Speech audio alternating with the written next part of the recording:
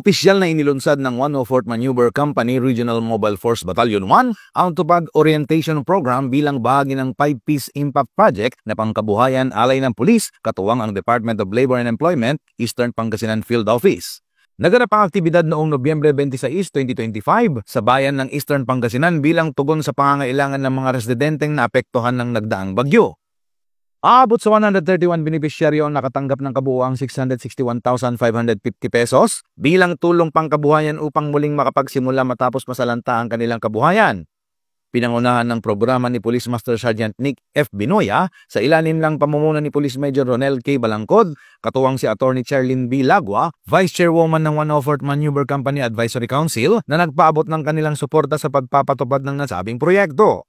Layunin ng tupad na mabigyan ng pansamantalang trabaho ang mga pamilyang naapektuhan ng kalamidad at tiyaking hindi sila napag-iiwanan sa prosesong muli nilang pagbangon.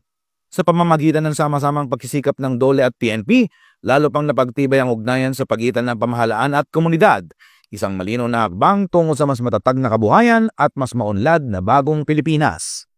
Mula dito sa Ilocos Region, ako po ang inyong PNN correspondent, Police Master Sergeant Robert Abella Jr., alagad ng batas, tagataguyod ng Balitang Pulis.